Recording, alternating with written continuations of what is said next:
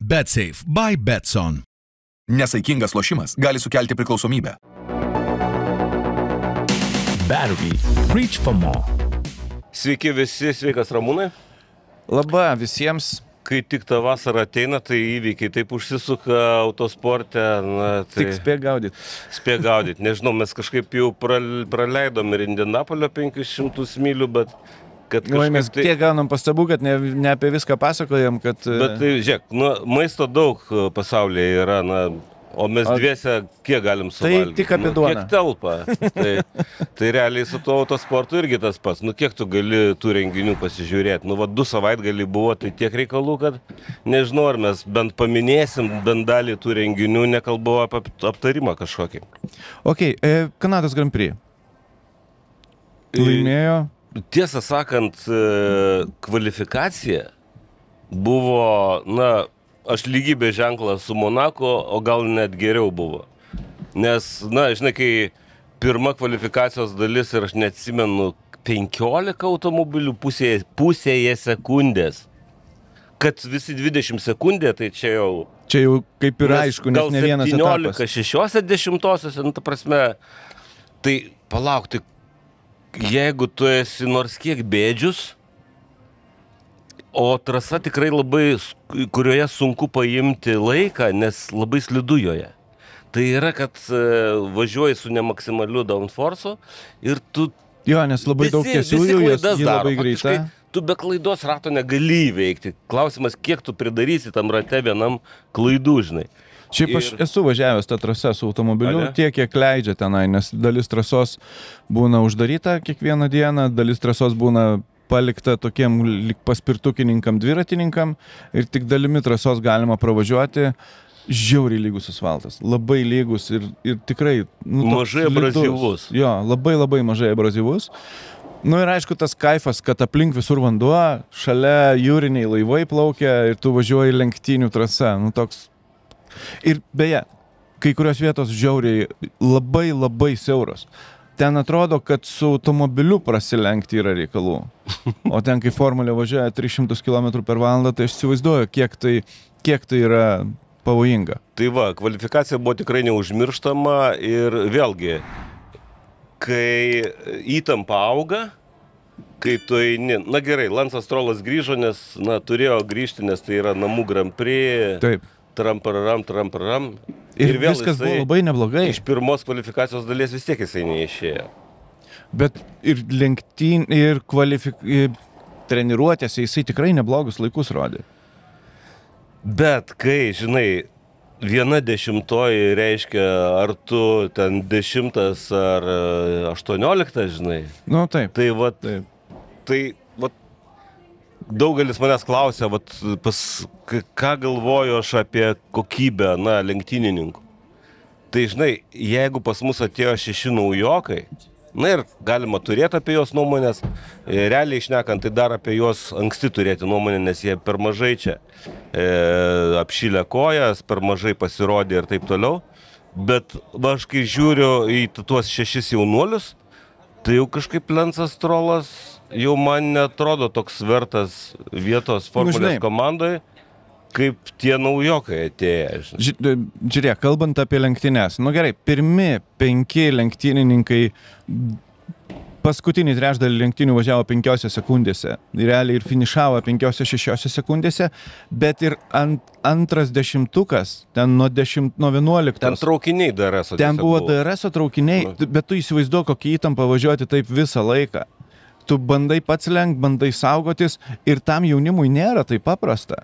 Tai tikrai ne. Nes paskui atvažiuoja dar iš galo koks Hülkenbergas su naujom padangom, pradeda po jos po truputį valgyti. Tu turi savo padangas prižiūrėti, tai yra bandyti jas taupyti pagal situaciją. Ir tuo pačiu bandyti kovoti dėl pozicijos. Tu turi sekti automobilio parametrus, nes kai tu traukinį važiuoja, ten, žinom, Kanada, kad ten stabdžiai labai kenčia, nes gilaus stabdymo zonos yra. Tai tu kontroliuoti stabdžių būklę ir temperatūrą turi. Padangų būklę, temperatūrą, kitų komponentų.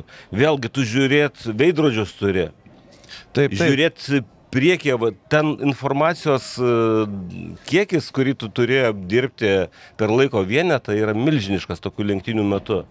Ir procese tu turi dar keisdamas automobilio nustatymus, dar kaip kai kurie lenktynininkai, kaip Hülkenbergas, ten Leclerc'as ar Hamiltonas, abejoti sprendimais taktiniais komandos, nes tu...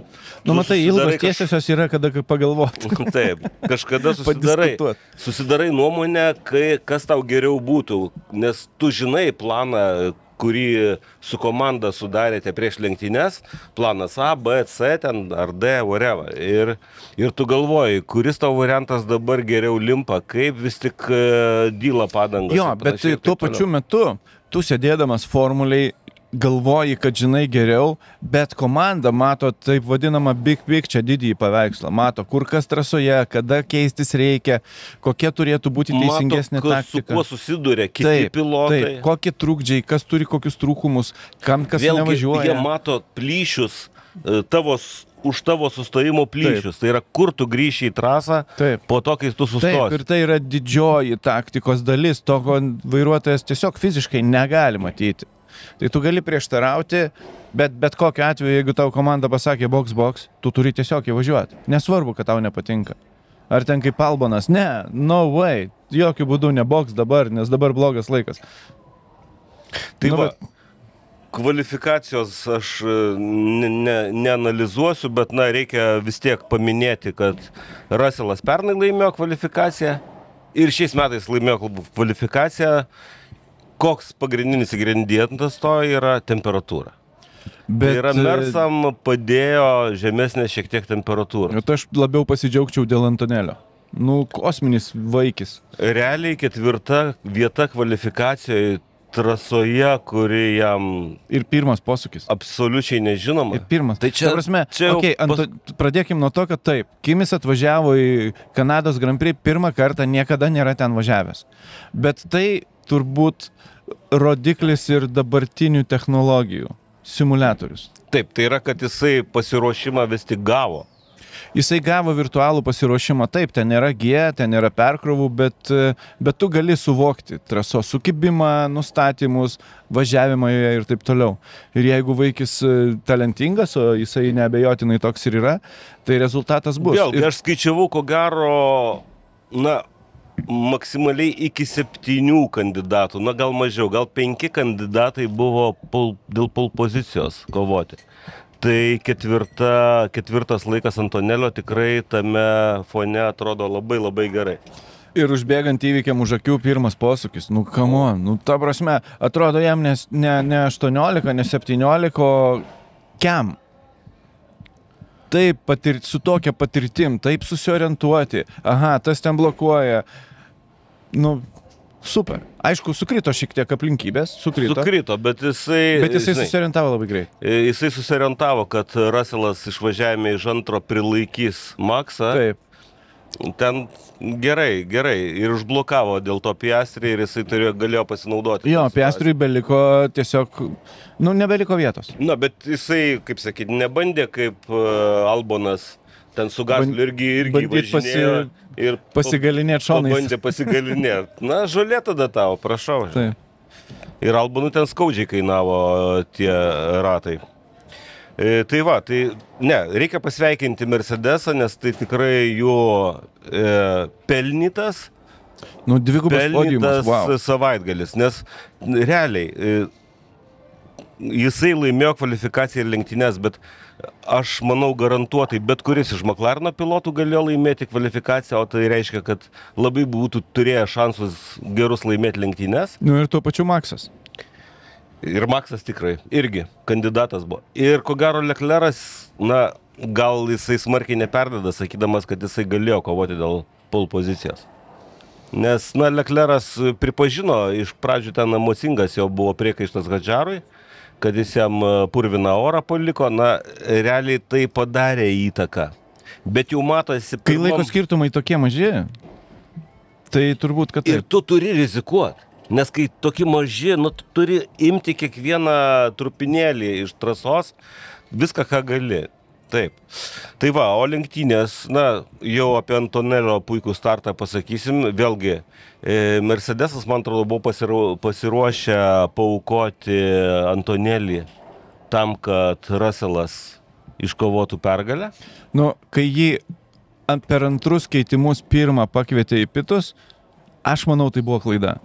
Nes Antonelis galėjo Maksą aplenkti. Matai, kaip jis išvažiavo. Jis dar buvo pakankamai greitas. Man irgi atrodė, kad tai klaida, nes man atrodė, kad jeigu tokia problema, kad taip prastai laiko jos ne tiek prastai jos nelaikė jos prastai. grūdėjos. Jo, bet vienas ratas dar buvo viskas ok. Tai galbūt, jeigu padangų dar būklė buvo nebloga, galėjo patraukti Antonelis ilgiau. Bet tai čia ne vien Antonelio, čia daug atvejų tokių buvo, kai...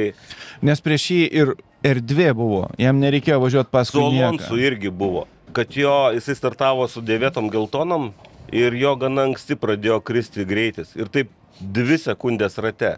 Ir atrodė, tokiam tūlam išoriniam žiūrovui atrodė, kad keiskit. Ne, dar ratą laiko. Tai čia lygiai tas pats su Hülkenbergu. Jį paskutinį pakvietė iš tos lyderiaujančios grupės keistis ratus pirmą kartą ir tai buvo klaida. Nes jisai važiavo jau gerokai per lėtai. Galbūt komanda manė, kad jam gal pakaks vieno keitimo. Galbūt. Nes bet jeigu, su vienu keitimu buvo žmonių važiavus. Bet jeigu vienas keitimas, tai tada tu turėjai važiuoti daug daugiau. Bet iš esmės, žiūrėk, prarandi nuo 2 iki 3 sekundžių vienam rate. Tai 10 ratų viskas. Tu jau turi keitimą. Tik kad nereikia 10 ratų. Tai va. Ten praradimas 20 sekundžių nesiekia laiko. Nes labai patogus tas įvažiavimas ir išvažiavimas. Ja. Tau nereikia sukti ir paskui vėl grįžti atgal. Tai aš manau, kad tai buvo labai didelė klaida ir Niko galėjo finišuoti gerokai aukštesnėje vietoje. Nors, aišku, 8 vieta irgi nėra prastai. Pažiūrėk, už ko jis finišavo. Už topinių komandų ir Fernando Alonso. O Fernandas turėjo šviežesnės padangas, gale pasigavo Niko ir aplenkė. Mano manimu, Niko turėjo finišuoti prieš Hamiltoną. Ir galėjo tai padaryti, jeigu komanda... Hamiltonas pasirodo, aš galvoju, ne visas lenktynės, bet ten anksti gana buvo. Taip vis, neatsimenu, kuriam posūkiai, vis matau guli kūnelis to švilpiko, žinai. Ai, tu jį matėjai? Mačiau kelis kartus, bet galvoju, kadangi nemačiau paties epizodo, tai ką, čia taip sakant, lysti į šitą, bet... bet žinai, po lenktynių paaiškėjo, kad čia Hamiltono laimikis. Kaip slepia, nes... Kažkada tai, kai Tainakas Stirną nukirto irgi, sustojo, nes kažkas tai atsitiko. Bet tai jo, 13 rate beje. 13 rate ir jisai neteko apie 20% prispaudžiamosios galios. Ne 20%, o 20 taškų. 20 taškų, jo, atsiprašau, 20 taškų. Vadinamų taškų, nes kaip tu nepadarysi kažkokio vieneto, kurio niekas daugiau nežino, tik tu, kad niekas nesuprastų, apie ką tu kalbi. Bet transliacija išlindo tik tai pokalbėje su lenktynių inžinieriam, kad, turint omeny tavo situaciją, viskas yra gerai. O kas? O kokia situacija, nieks nežino. Tu šitą partrenki. Ką aš? Vajezau. Aš taip myliu gyvūnus. Nes jis toks gyvūnų mylėtojas, už gyvūnus ten. O jisai nematė, kad ten skraido mašalų debesys tiesiog. Bet mašalai tai kaip žuvis. Ir juos taško. Ne tai gyvūnas, ne tai ne. Ta prasme, jam į akis pažiūrėti negali. Čia užlenkiai normaliai. Tai irgi gyva būtybė, Tai va, tai grįžtant prie Niko, aš manau, kad jis galėjo finišuoti prieš Hamiltoną 6 pozicijoje, todėl kad jeigu komanda jį būtų pakvietus bent 5 ratais anksčiau, kada buvo normalus laikas, jisai būtų į trasą grįžęs prieš tą ne vienoj, ten pusėje sekundės važiuojančią 5 bolidų govedą.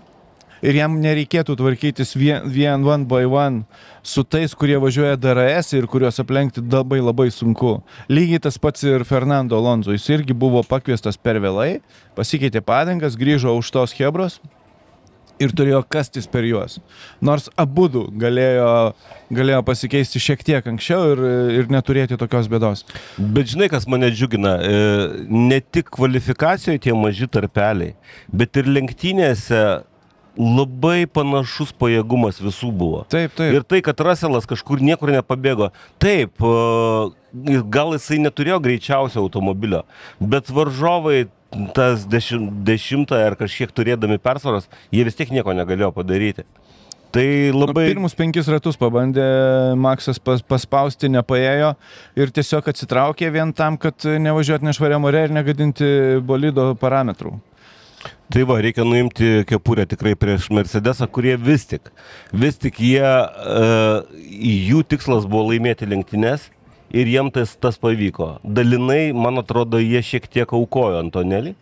Bent Antonelis pats padarė savo darbą su savo kvalifikacija ir su puikiu startu. Taip. Pirmais posūkiais. Taip. Tai vėlgi, ne pirmas gal kartas, bet kai negali ginčytis, kad žiūrovai išrinko Antonelį dienos lenktyninį. Nu, šitas pelnytas dėl vieno lenkimo.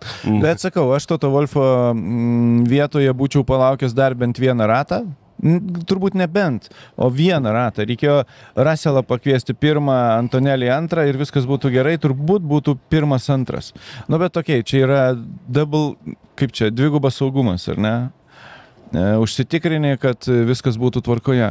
Maksas vėlgi atidirbo profesionaliai, pasiėmė savo antrą vietą, kurią galėjo pasiimti, nes prieš savaitgalį jisai sakė, kad bandys su Mercedesais dėl podiumo kovoti, turėdamas omeny, kad McLarenai ten nuvažiuos. Nu, vienintelis dalykas, ko mes dar nepakalbėjom, tai McLarenai.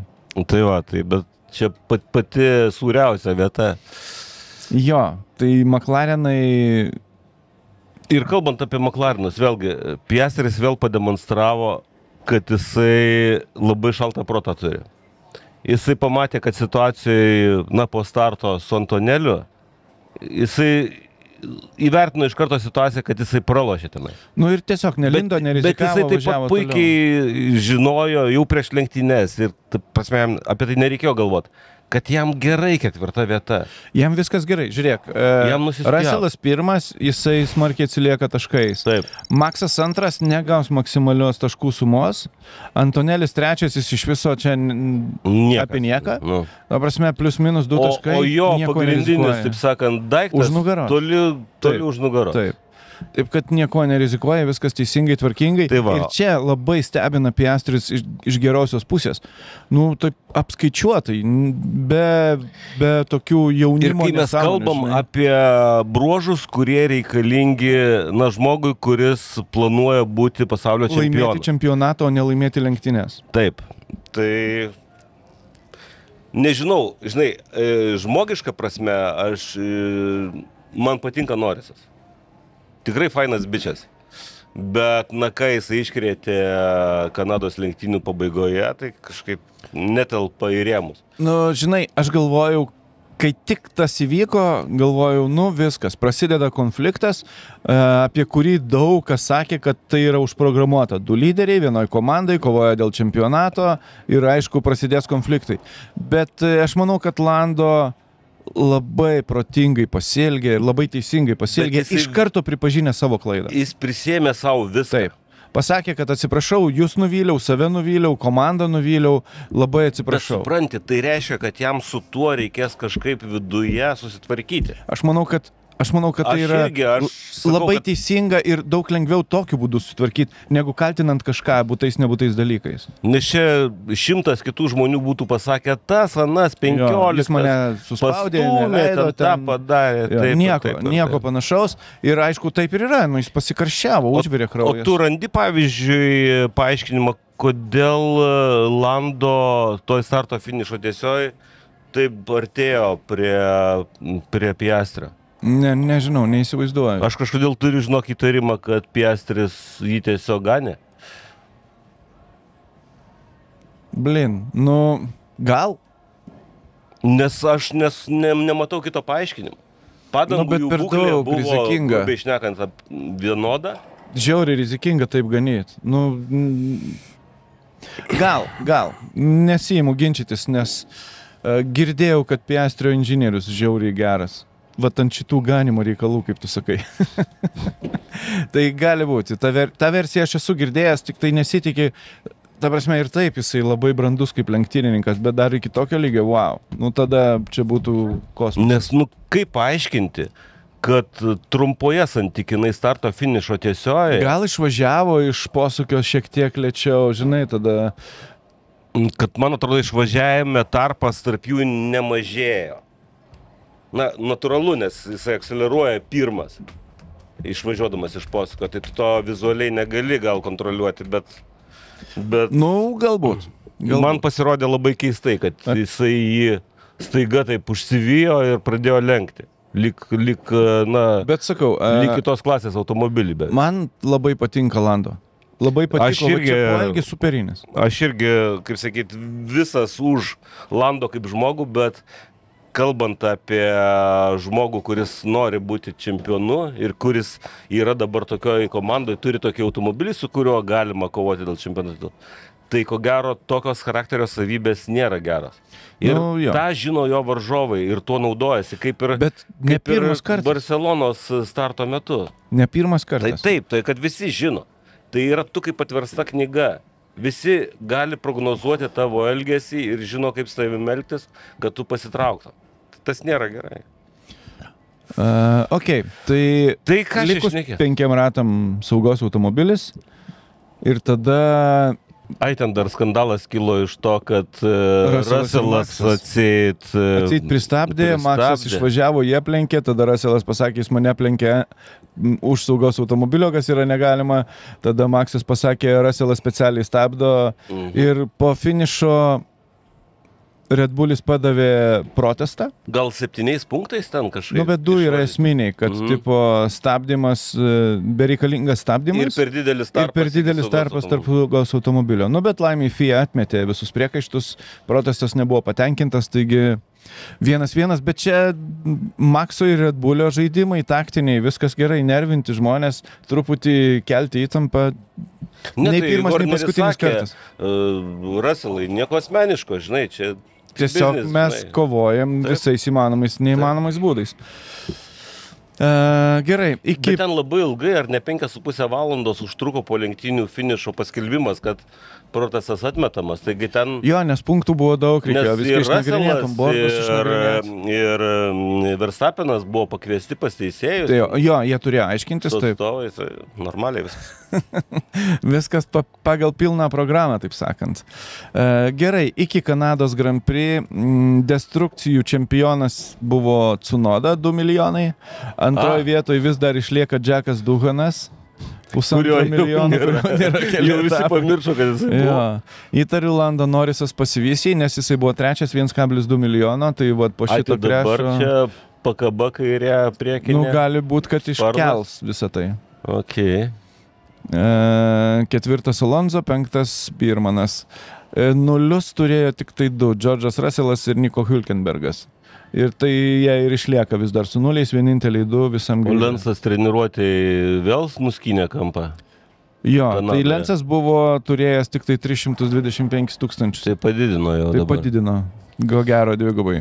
Palauk, Tsunoda nieko nesudaužė šį kartą. Ne, ai tiesa, jisai ten per raudoną vėliavą kažką Jo, pridarė ir gavo Tsunoda 10 vietų baudą. važiavo per raudoną vėliavą treniruotėse, nes Piastris buvo pažeidęs savo bolidą, važiavo labai lėtai, Tsunoda jį aplenkė, teisėjai nubaudė 10 pozicijų žemyn. Taip, tai kol kas Tsunodai kortos irgi nekrenta. Beje, Ir Lando Ar kris Norrisas kada nors? gavo 5 sekundžių baudą už tai, kad trenkėsi į Oskarą Piastrį. O, Tik tai ar jisai gaus ją sekančiose lenktynėse, ar čia bus įskaityta prie DNF-o plus 5. Nežinau, bet stewardai nusprendė, kad jis gavo 5 sekundės. agresyvus tas Lando Norrisas. O klausyk, vėlgi tą situaciją pasižiūrėjus. Ar nereikėjo Norrisui į vabanką eiti į 13 posūkį stabdymo zonai? Kur jisai šalia buvo, abu jie su DRS-ais buvo, jisai buvo šalia, jisai buvo lenktiniai, jisai išoriai, buvo lenktiniai trajektorijai. Jisai galėjo rizikuoti vėliau stabdyti, jisai turėjo daugiau sukibimo. Ir jisai būtų pirmas įsukinėjęs į 13 posūkį. Na, prieš išvažiavimą į starto finišo tiesiai. Į tą esą. Jo, aš prisimenu tą Bet jisai būtų situaciją, išorė. Tai yra, kad jisai būtų atidavęs kaip ir pasirinkimo teisę nuo šitą Piastriui. Piastriui. Arba tu mane stumi tam posūkį, arba turi anksčiau stabdyti ir tada Nu, praloši poziciją. jeigu būtų Maksas, tai būtų aišku Lindės. Bet čia buvo Lando. Tai vat kodėl Lando darė jau iš karto po tų 2 posūkių va tą nesąmonę starto. Nu gerai, tada Jeigu panašu į įvertini tavo teoriją, Tuos 2 faktus. kad jisai ganė, kad Oskaras ganė Lando. Nu, man tai pasirodė, nes... Nes taip, skirtumas jų ir galbūt Lando ir tikrai, matosi, kad jis nesitikėjo, kad bus toks didelis greičių skirtumas. Bet, okei. Tai yra, kad jisai užlipo ant jo tikrai nesitikėdamas to. Taip. Jisai nenorėjo kalti jam į galą, į ratą galinį.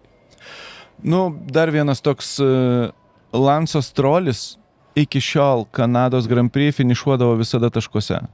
Ne šį kartą. Visada išskyrus 18 metus, kai nefinišavo. O tu matai, kaip jisai su Gasliu ten pasielgė? Ne.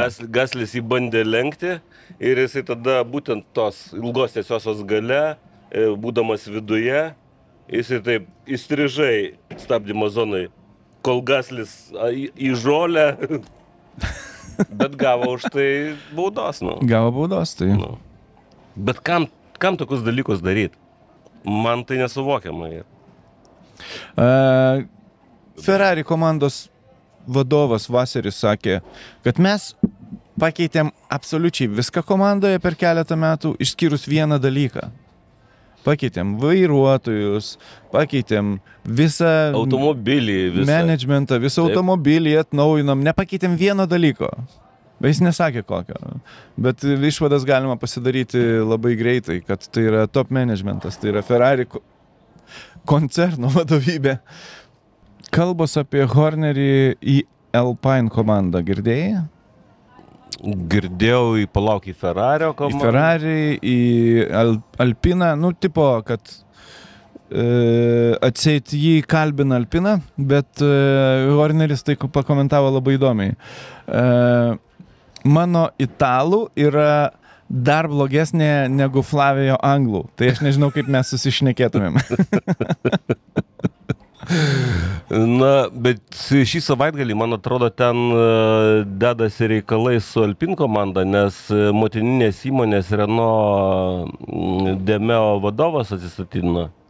Bus įdomu pasižiūrėti. Tai bus reikalų, reikia palaukti, jisai yra autorius, kaip sakyt, dabartinės schemos visos ir komandos pervadinimo į Alpine vardu ir perėjimo prie naudotojų, tai yra, kad uždarimo variklių programas jie nuo kitų metų Mercedesus naudos. Kas yra totaliai nesąmonė.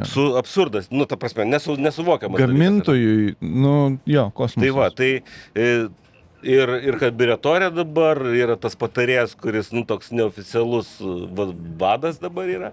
Tai Demeo viskas architektorius viso šito situacijos. Aš manau, kad Demeo pasakė, kad darykit taip, kad tai nebūtų minusinis projektas ir viskas. Aš įtariu, kad bus daug pasikeitimų vėl. Gali būt. Gal kalba apie Nilsoną, man atrodo, kuris turėtų ateiti vadovauti Alpine komandai, bet manau, kad čia viskas ten mėnesiam ar keliem mėnesiam. Nes pasigirdo kalbų, kad ir Alonso kalbina į Alpiną grįžti, grįžk į Renault atgal. Alonso ten 2 kartus buvęs, man atrodo, jis jau ten viską žino priežastis. Ir Briatore žino puikiai. Kodėl ten reikia ar nereikia būti.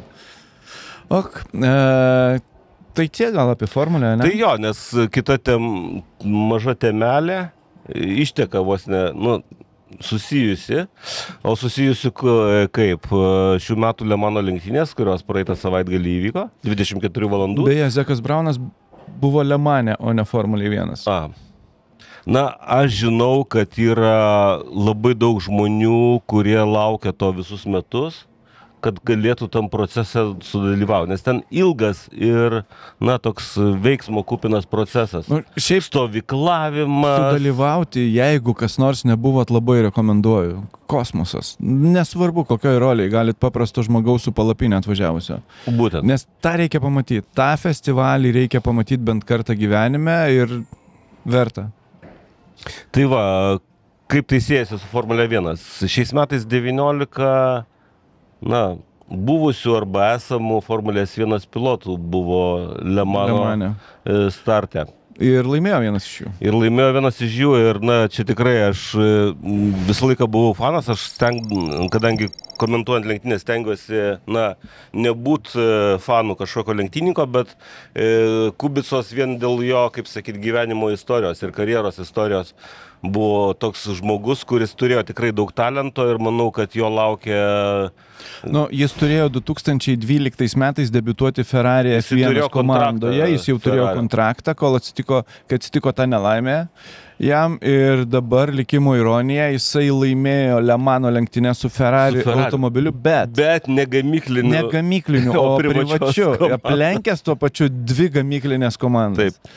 Tai va čia yra kosmosas. Ir bijau sumeluoti, bet jisai buvo daugiausiai valandų praleidęs savo automobilyje, tikrai. Jisai visą galą važiavo pats. Jo, bet ir vienas iš daugiausiai iš viso tarp visų komandų praleidus. Neradau tikslaus to protokolo, mes žinom, kad tai nepaskelbtas. yra ribojama. Tai yra ribojama labai aiškiai. Tu negali ten važiuoti kiek tu nori ir vos ne vienas visas lenktynes važiuoti. Negali tiesiog. Tai ribojama labai aiškiai, velnis, aš buvau net atsivertęs, kaip ribojama. Nežiūrint į jo dalinę fizinę negalę, komanda absoliučiai pasitikėjo Robertu, jeigu leido jam baigti lenktynes tokioje kovoje. Jisai važiavo paskutinės valandas, stabiliai štampuodamas ratą po rato vos negreičiausius ratus. Stabilumas neįtikėtinas. Ta prasme, dėl taisyklių. Daugiausiai vienas vairuotojas gali per parą pravažiuoti 14 valandų, daugiau negalima. Tai yra, tu gali važiuoti 4 valandas nesilsėdamas, bet po to 6 valandas turi ilsėtis. Okay. Tokie yra, ta prasme, tokios yra taisyklės. Tai jisai važiavote triple stintą vadinamą, ir viskas gerai, pasižiūrėk, kaip pasiteisino. Ir tai ne dėl to, kad jo varžovai ten kažkokiu turėjo didelių problemų? Ne, neturėjo, ten visiškai taktinės problemos. Ilgą laiką 3 Ferrari važiavo pirmose 3 vietose, bet paskui Porsche'as pradėjo greitėti ir galutinėje rikiuotėje jam pritrūko 14 sekundžių iki greičiausio Ferrario. Tai antras liko Porsche'as, trečias, ketvirtas Ferraris, 5 Cadillac. Dar visai arti galo, ten apie valandą iki finišo, nes dėl to, kad labai toks įtemptas savaitgalis, aš turėjau tikrai labai mažas galimybės pasižiūrėti Le Maną, dėja. Kažkur apie valandą prieš finišą, dar man atrodo, gamyklinis Ferraris buvo labai arti Porsche po paskutinio sustojimo. Nu, Porsche'as ilgą laiką važiavo 4, po to 3 ir po to Porsche'as kažkaip gale labai stiprus buvo. Ir Cadillacai labai nuvylė. Nes po kvalifikacijos atrodė vienus vartus suvažiuos. Pirmas 2 vietas Cadillacams. O po to vienas pagedo ir kiti krito, vienintelis. 5 vietoje aukščiausias Cadillacas. Aukščiausias. Bet ko gero dar taip, nepozityvia prasme stebina Toyotos tik 6 vieta. Aš įsivaizduoju, kad jiems balance of performance jiems gal nėra labai naudingas. Bet Ferraris irgi turėjo riboti, todėl kad Ferrari bendroje įskaitoje dabar čempionate pirmauja užtikrintai. Ferrari komanda turi 136 taškus iki Le Mano, nes dar buvo nesuvesti taškai. Antroje vietoje Toyota 71 taškas, dvigubai mažiau. Bet nepaisant to, Ferraris važiavo žiauriai greitai. Aišku, čia irgi dalis taktikos, nes po kvalifikacijos irgi yra peržiūrimas balance of performance. Okay. Tai galėjo būti, kad Cadillacas gavo velnių biškį, tiksliau kilogramų. Norėjo kietai atrodyti, ne? Jo, gali būti ir tai. Tai dar apie Kubicą. Tai yra pirmas Lenkas nugalėjęs Le Mano lenktynėse? Jo, bendroji įskaitai. Taip, ir dar vėlgi prie lenkiškos temos Le Mano prisideda tai, kad LMP2, tai yra antros prototipų kategorijos nugalėtojai, yra lenkiška komanda. Trumpai apie kategorijas. Tai aukščiausia kategorija, taip vadinami hiperkarai, jie turi teoriniai 340 km per valandą greitį pasiekti Nürburgringe. Jų teorinis laikas vieno rato įveikimų yra 3:28. LMP2 kategorija. Lenktynėse aš mačiau 3:26, man atrodo. Ja, čia teorinis, teoriškai skaičiuotas. LMP2 kategorija 320 km per valandą. Maksimalus greitis 3:38, tai yra 10 Ai, tai jie šitą dalyką maždaug. kažkaip išsprendė, patvarkė, nes aš atsimenu, prieš kelis sezonus buvo tokia situacija, kad tiesiojoje LMP2 buvo greitesnė. Taip. Truputį sutvarkė. Ir trečia kategorija LMGT3. Na, tai GT automobiliai, Taip, tai yra kurie bazuojasi serijinėme automobilyje. Taip. Tai jų maksimalus greitis 290, vieno rato įveikimo laikas 3:56. Ir aš čia vėlgi turėčiau pastebėti, kad susitvarkė galų gale Le Mano organizatoriai su greičių skirtumais, nes nebuvo tų didžiulių ir skaudžių avarijų, kai būdavo ankstesniais metais, būtent su lenkiamais ratų sportininkais. Kai tu neadekvačiai didelis greičių skirtumas. Dabar viskas daugiau ar mažiau suvienodėjo, kiek tai įmanoma. Nes, na, avarijas gimdo ne greitis, o greičio skirtumas.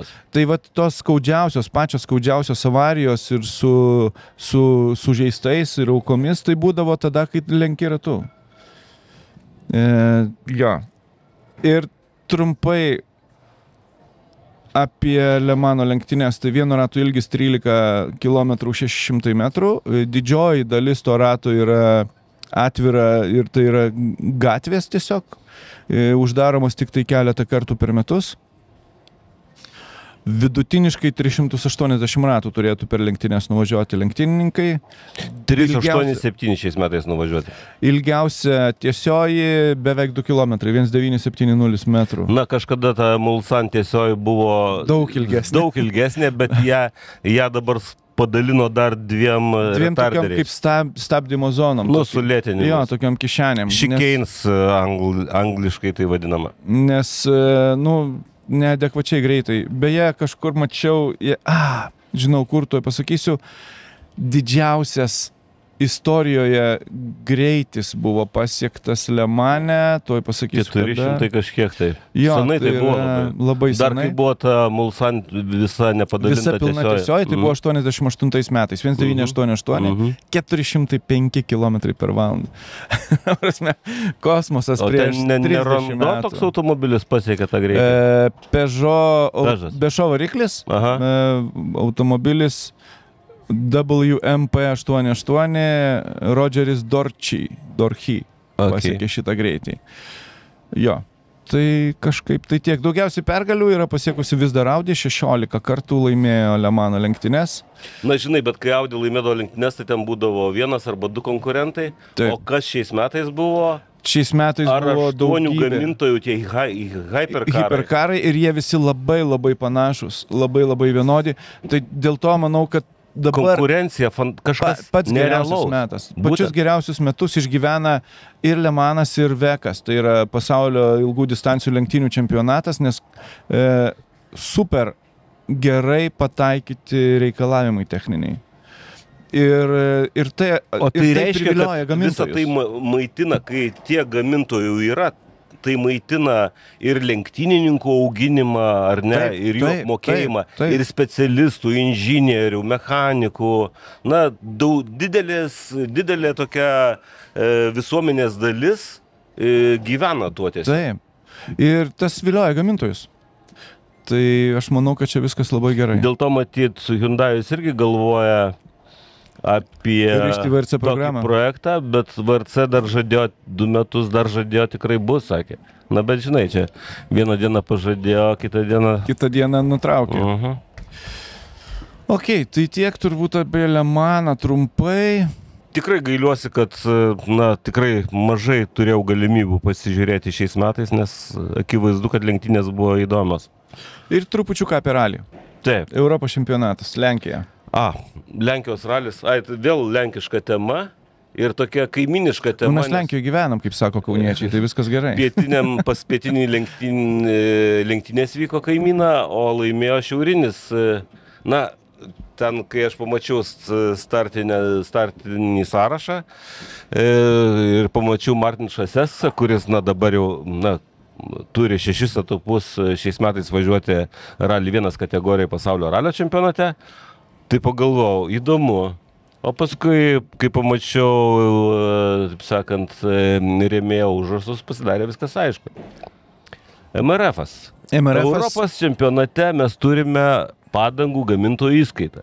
kas, sakyčiau, irgi labai sveikas dalykas yra. Ir beje, galutinėje rikiuotėje pirmos 4 vietos su 4 skirtingom padangom. Yra 4 padangų gamintojai dalyvaujantys Jo. ir 4 ekipažai su skirtingom padangom baigė šitą Tai ralį. irgi labai geras rodiklis. Ir Martinšas atvažiavęs iš VRC su silpnesniu Škoda automobiliu, jį privežė visiems pakankamai daug. Ne po daug sekundžių kiekvienam Bet žiūrėk, greičio ruože, bet dalinai stabiliai. tai yra paaiškinama tuo, kad Martinšas čia jau yra laimėjęs Lenkijoje. Nu taip, Jisai etapai labai žinomi, yra danga stiprus žinoma, tenais. Tai yra labai šalia, nu, su panašiai, Latvija panašiai kaip Latvijoje. Taip. Jam nugalėti šitam ralyje, kaip Latvijos ralyje, tai ko gero jisai nemažai asų galėtų paguldyti. Nenuvertink. Dabar pergalė vis tiek gera, turint omeny aišku, konkurenciją Europos Ne, aš čempionate. nenuvertinu. Bet kita vertus, taip, tokiam tūlam žiūrovui, tai pasirodė labai panašiai, kaip Grezinas atvažiavo į Vengrijos ralį į pirmą čempionato etapą Europos. Ir visus maždaug, atbaudė. žiūrėkit, žinai, nu, iš pasaulio čempionato atvažiavau, nu, visi laisvi. Nu, ir nubaudė visus. Tai panašiai buvo su Martin Šusesu, kuris Ir atvažiavo. galutiniai rikiuotėjai daugiau kaip minutį įvežė artimiausiam priešininkui. Jeigu jisai ten nebūtų pats grybų daręs, tai jisai būtų laimėjęs, na, visus išskyrus tuos super special, kur Mikolaikų arenoje vyksta, Jo. žinai. Esu ten važiavęs su R2 automobiliu, beje, Fiesta. Tai va, Žiauriai jisai būtų nelygu, viską labai- laimėjęs. labai prastas Aš ten matau išdaužytas šitas asfaltas. betonas toks Labai skaudam su duobėm. automobilį. Dabar tu važiuoji ir jauti kaip skauda mašinai. Labai gaila.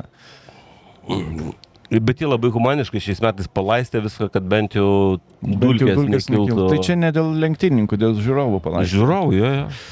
O, Ten tai buvo populiaru dar, kad daužydavo vienas kitam stiklą priekinį, nes kai tu važiuoji išoriniam, nes du automobiliai startuoja taip, kartu. paraleliai. Ir kai tu esi išoriai, tai tau akmenų pasiūlo varžovas.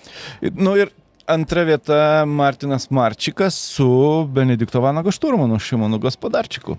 Tai irgi truputį sąsajų. su Bet Lietuva. žinok, Marčikas nebūtų baigęs antras, jeigu Ropė Korhoninas nebūtų Prisidirbęs. Kirdik, medį pasigavo. Žiauriai gaila, nes galvojau, kad jisai galės Bet pasipriešinti vat Martinšui. antras Kirdik Korhoninui, vat Sardinijoje, pasaulio čempionate.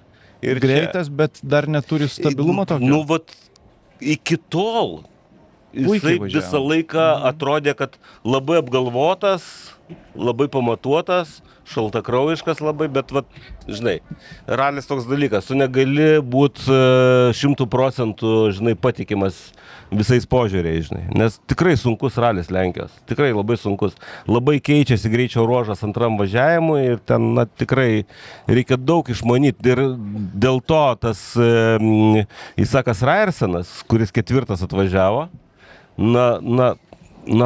jaunas bičias, visiškai jaunas bičias. Ir sakė, pirmą kartą atvažiavo, finišavo 4 vietoje. Jisai 3 finišavo tam Skandinavijos ralį prieš tai buvusi.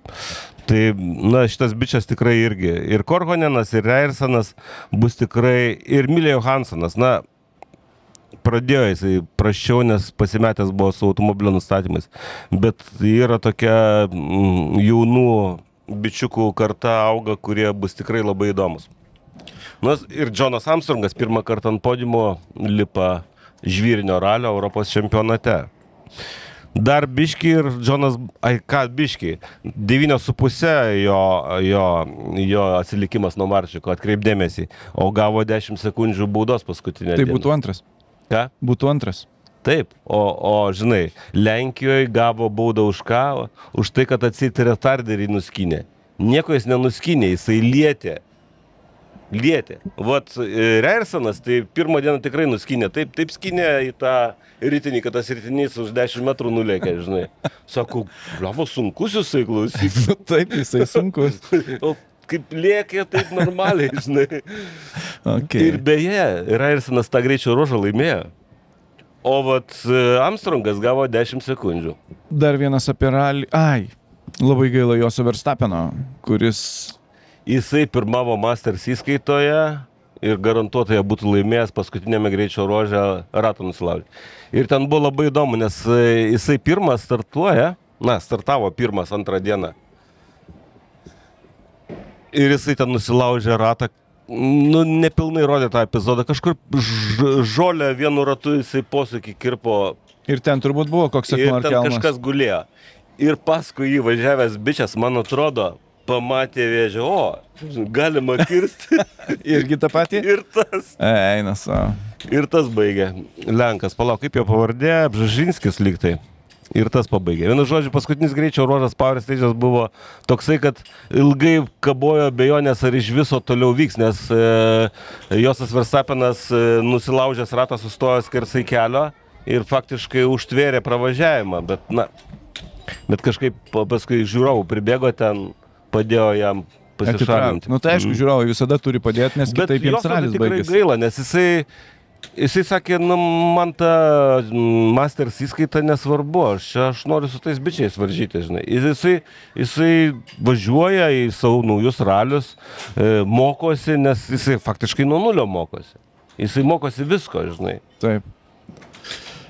Ir iš ralio dar vienas pletkas, tai kad jaunasis Solbergas važiuos rally 1 Suomijos ralyje. Kokiam ralyje važiuos? Suomijai. Suomijai? Taip. O su kokia Su Toyota, žinoma. Su Toyota? Čia yra programos dalis, Toyota nori jį sodinti į rally 1 nuo kito sezono. Okei. Čia taip kaip Pajario programa, tai dabar Suprantu. su Solbergu yra taip. O tai kas lėks iš pagrindinio sąstato? Nežinau, nepranešama, aš čia tik tai Ar Ožie jau kabins šalmą? gal Ožie turės pertrauką, nes jis kaip ir bet pala, o kaip bendrai įskaita. Nu, įdomu, pasižiūrėsim, bet faktas tas, kad Solbergas Ne, pranešė, tai gal kad Ožie važiuos su planuose VRC1. nėra Suomijos ralio. Tai aš sakau, galbūt jisai tiesiog nevažiuoja Taip. dėl to, kad tai planuota. Tai va.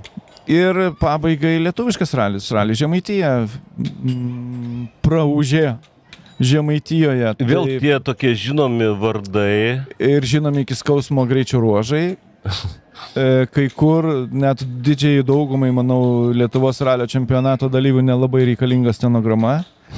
Tik tai užsitikrinti double checką ir tą parodė Vaidotas Žala. Nes pletkas pirmam greičio ruože prieš startą šturmanas nerado stenogramos, nes jinai buvo palikta ant automobilio stogo.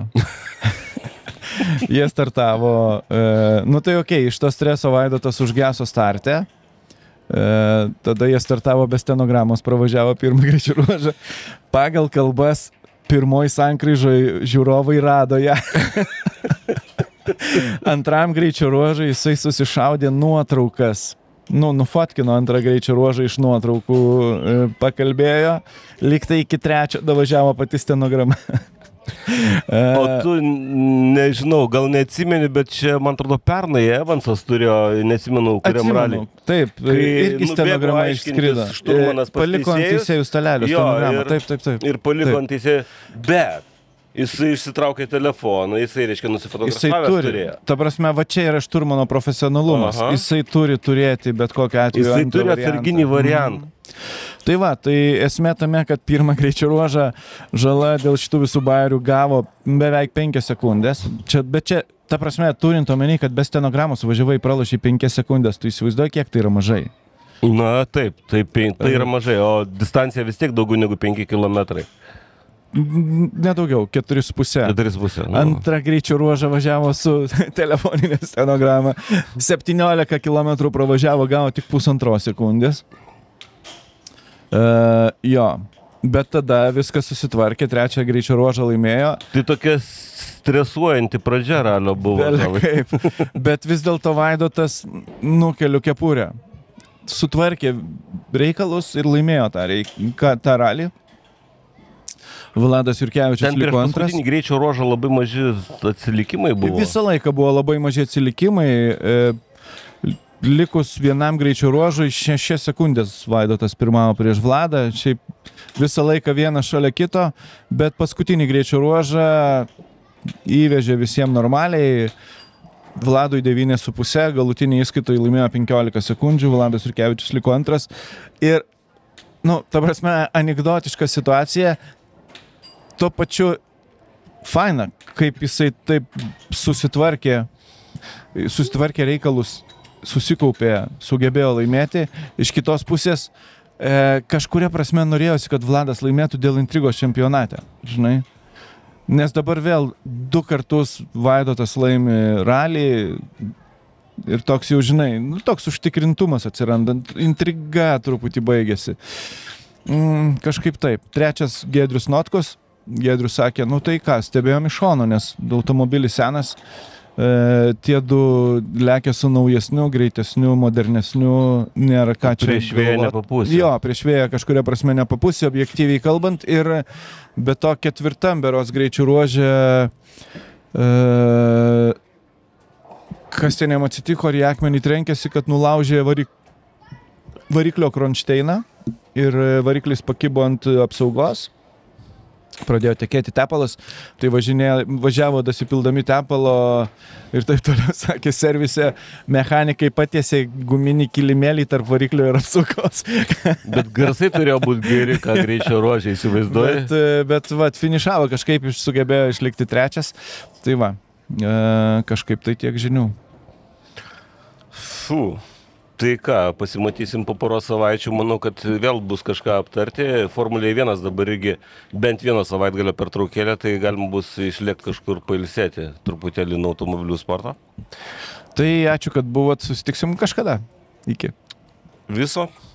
BetSafe by Betson. Nesaikingas lošimas gali sukelti priklausomybę. Battery. Reach for more.